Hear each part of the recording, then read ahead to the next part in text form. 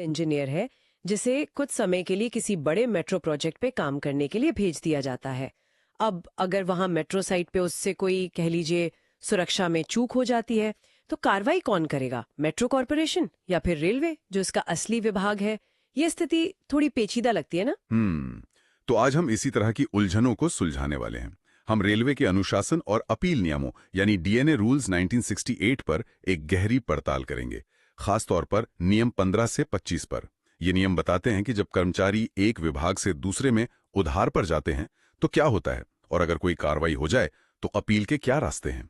हमारा मिशन है इन नियमों की परतों को हटाकर इनके पीछे की सोच को समझना। और यहाँ जो बात गौर करने वाली है वो ये है कि ये नियम सिर्फ सजा देने की एक प्रक्रिया नहीं है।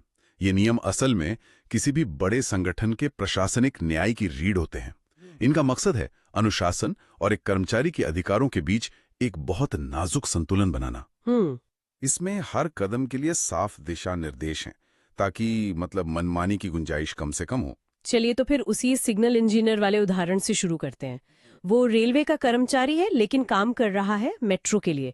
ये नियम 15 के तहत आएगा, है ना? बिल्कुल। इस स्थिति में मेट्रो को कहेंगे बोरोइंग अथॉरिटी और रेलवे को लैंडिंग अथॉरिटी। अब अगर उस इंजीनियर से वहां कोई गलती होती है तो मेट्रो उसके खिलाफ अनुशासनात्मक कार्रवाई शुरू कर सकती है। अच्छा। वो उसे सस्पेंड कर सकती है, उसे चार्जशीट दे सकती है। लेकिन यहाँ एक बहुत बड़ा लेकिन है। और वो क्या है? वो ये है कि अंतिम सजा देने का अधिकार, जैसे नौकरी से निकालना या पद घटाना, वो हमेशा उसके मूल विभाग यानी रेलवे के पास ही रहेगा। तो मेट्रो बस जांच करके रिपोर्ट भेज देगी? जी, वो अपनी जांच पूरी करके एक रिपोर्ट रेलवे को भेजेगी और अंतिम फैसला रेलवे के अधिकारी ही करेंगे। लेकिन इससे प्रक्रिया बहुत धीमी नहीं हो जाती? अगर किसी ने गंभीर गलती की है तो उस पर तुरंत कार्रवाई होनी चाहिए। आपका सवाल बहुत वाजिब है और हाँ, इसमें समय लग सकता है, पर इसके पीछे का सिद्धांत बहुत मजबूत है। इसे कैडर कंट्रोल कहते हैं। Cadre control? हाँ, एक कर्मचारी की भर्ती, ट्रेनिंग, प्रमोशन, ये सब उसका पेरेंट डिपार्टमेंट तय करता है। इसलिए उसकी सेवा पर असर डालने वाला कोई भी बड़ा फैसला लेने का अधिकार भी उसी के पास होना चाहिए। अच्छा, तो ये एक तरह का सुरक्षा कवच है कर्मचारी के लिए? बिल्कुल। अब सिक्के का दूसरा पहलू देखते हैं। मान लीजिए कोई अधिकारी किसी दूसरे सरकारी विभाग से रेलवे में उधार पर आता है, तब क्या होता है? ये नियम 16 में होगा? जी, यहां भी वही सिद्धांत, बस उल्टे तरीके से लागू होता है। ऐसे अधिकारियों को बोरोड ऑफिसर्स कहते हैं। अगर ऐसा कोई अधिकारी रेलवे में काम करते हुए कोई गड़बड़ करता है तो रेलवे उसके खिलाफ जांच शुरू कर सकता है, सबूत इकट्ठा कर सकता है, लेकिन अंतिम कार्रवाई के लिए पूरी रिपोर्ट उसके मूल विभाग को ही भेज देगा। फैसला वहीं से होगा। ये अधिकार क्षेत्र का बंटवारा तो समझ आता है। हाँ। लेकिन मेरे मन में एक सवाल आ रहा है। पूछिए। मान लीजिए किसी के खिलाफ कोई आदेश आया, हाँ। पर वो कोई बड़ी सजा नहीं बल्कि एक ट्रांसफर ऑर्डर है, उसे किसी दूर दराज के इलाके में भेज दिया, क्या वो इसके खिलाफ अपील कर सकता है? ये एक बहुत ही महत्वपूर्ण सवाल है और इसका जवाब नियम 17 में है, और जवाब है नहीं। नहीं? हर आदेश के खिलाफ अपील नहीं हो सकती? नहीं, नियम साफ कहते हैं कि कुछ प्रशासनिक आदेशों को सजा नहीं माना जाता, इसलिए वो अपील के दायरे से बाहर हैं। जैसे कि कौन कौन से आदेश हैं ये? इसमें सबसे प्रमुख है ट्रांसफर, फिर जांच लंबित रहने तक किया गया सस्पेंशन, किसी को दी गई चेतावनी या वेतन निर्धारण और वरिष्ठता से जुड़े आदेश भी शामिल हैं। पर इसके पीछे तर्क क्या है? तर्क ये है कि ये संगठन की जरूरतें हैं, न कि कर्मचारी को दी गई सजा। ट्रांसफर एक ऑपरेशनल जरूरत हो सकती है, सस्पेंशन एक प्रक्रियात्मक कदम है। लेकिन ये तो एक ग्रे एरिया जैसा लगता है। क्या किसी को परेशान करने के लिए उसका बार बार ट्रांसफर नहीं किया जा सकता? आपने बिल्कुल सही नब्ज पकड़ी है। कहने को तो ये प्रशासनिक कार्रवाई होगी, पर महसूस तो सजा जैसा ही होगा। सही कहा। यहीं पर सजा और प्रशासनिक कार्रवाई के बीच की रेखा धुंधली हो जाती है। हालांकि इन आदेशों के खिलाफ डीएसए नियमों के तहत अपील नहीं हो सकती, पर अगर कर्मचारी को लगता है कि ये दुर्भावनापूर्ण है तो उसके पास दूसरे रास्ते हैं, जैसे प्रशासनिक न्यायाधिकरण। अच्छा। पर जहां तक इन नियमों का सवाल है, अपील का दरवाजा सिर्फ उन्हीं आदेशों के लिए खुलता है जिन्हें नियम 6 के तहत सजा माना गया है। तो फिर वो कौन सी सजाएं हैं जिनके खिलाफ अपील की जा सकती है? यहाँ नियम 18 आता है ना? जी, नियम 18 उन सभी छोटी और बड़ी सजाओं की सूची देता है जिनके खिलाफ कर्मचारी अपील कर सकता है। छोटी सजाओं में जैसे सेंसर यानी निंदा, वेतन वृद्धि रोकना, और बड़ी सजाओं में पद घटाना, अनिवार्य सेवानिवृत्ति और सेवा से बर्खास्त करना शामिल है। मतलब मूल सिद्धांत कि कोई भी ऐसा आदेश जो कर्मचारी के वेतन या पद पर सीधा असर डाले वो अपील के योग्य है। बिल्कुल। ठीक है, तो अब ये साफ है कि बड़ी सजाओं पर अपील हो सकती है, पर कैसे, किसको और कब तक? चलिए नियम 19 से शुरू करते हैं। अपील किसको की जाए? नियम 19 कहता है कि अपील उस अधिकारी से ठीक एक स्तर ऊपर के अधिकारी को की जाती है, मतलब डिसिप्लिनरी अथॉरिटी से एपिलेट अथॉरिटी को। लेकिन क्या इसमें कोई जोखिम नहीं है? हो सकता है कि दोनों अधिकारियों के बीच अच्छे संबंध हो और वो एक दूसरे के फैसलों को सही ठहरा दे। एक जूनियर के फैसले को एक सीनियर क्यों पलटेगा? ये एक वैध चिंता है। इसीलिए नियमों में सिर्फ ऊपर का अधिकारी नहीं कहा गया है, बल्कि स्पष्ट रूप से परिभाषित किया गया है कि किस पद के लिए कौन एपिलेट अथॉरिटी होगा।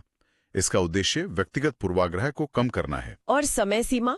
नियम 20 इस बारे में क्या कहता है? इसके लिए 45 दिनों की समय सीमा है, आदेश मिलने के 45 दिनों के भीतर। 45 डेज, ये तो काफी कम समय लगता है, खासकर अगर कोई बीमार हो या किसी दूर के इलाके में हो। बिल्कुल, और इसीलिए नियम में एक रियायत भी है।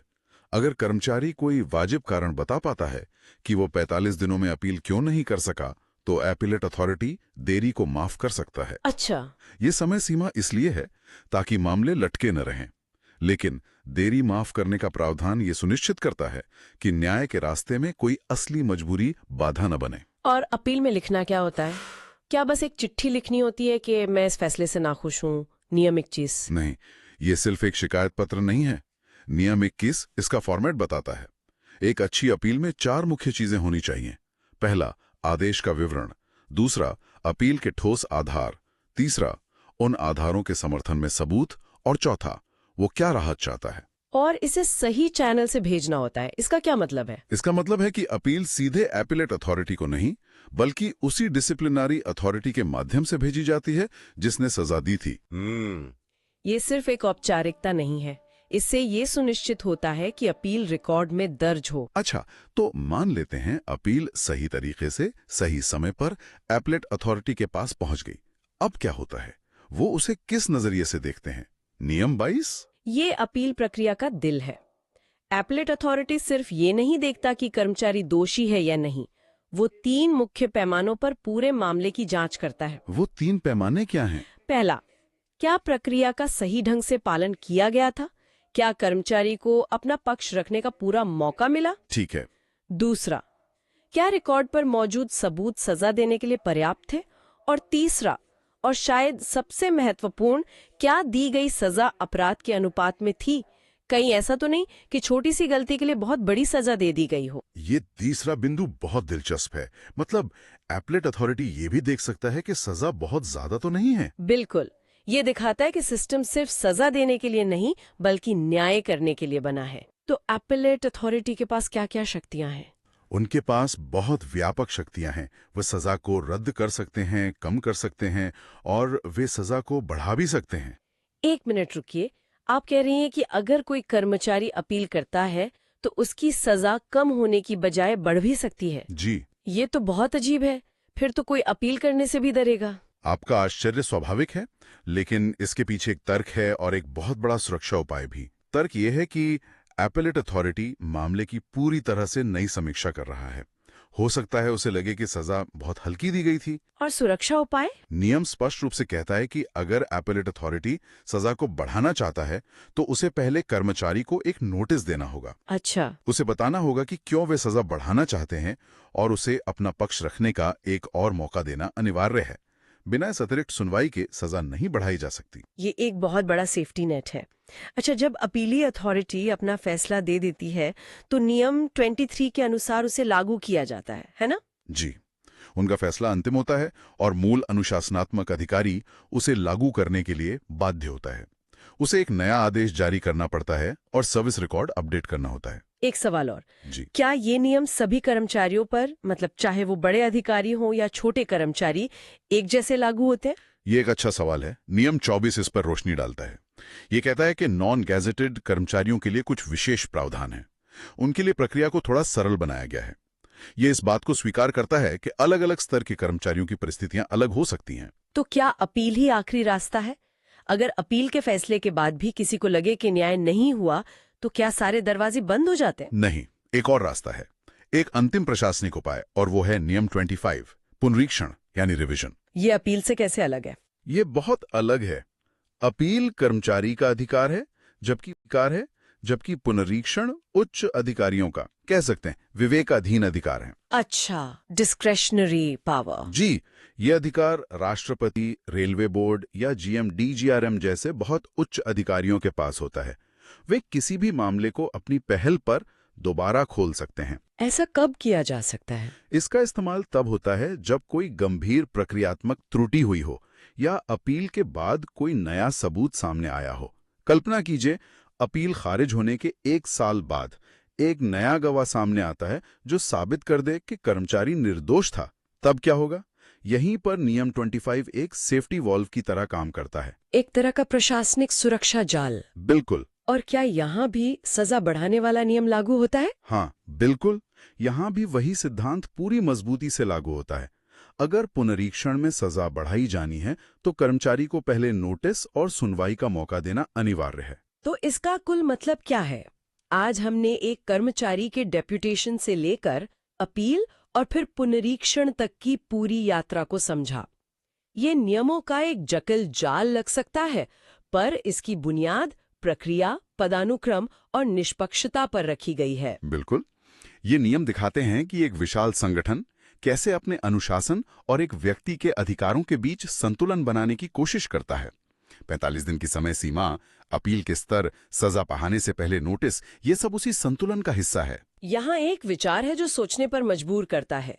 हमने देखा कि ट्रांसफर जैसे आदेश के खिलाफ इन नियमों के तहत अपील नहीं हो सकती क्योंकि इसे सजा नहीं माना जाता। लेकिन क्या कोई प्रशासनिक कार्रवाई, जैसे किसी को अचानक देश के किसी दूर दराज के और असुविधाजनक इलाके में भेज देना, कभी-कभी किसी औपचारिक सजा से भी ज्यादा असर नहीं डाल सकती? और अगर ऐसा है, तो सजा और कार्रवाई के बीच की ये रेखा असल में कितनी साफ है?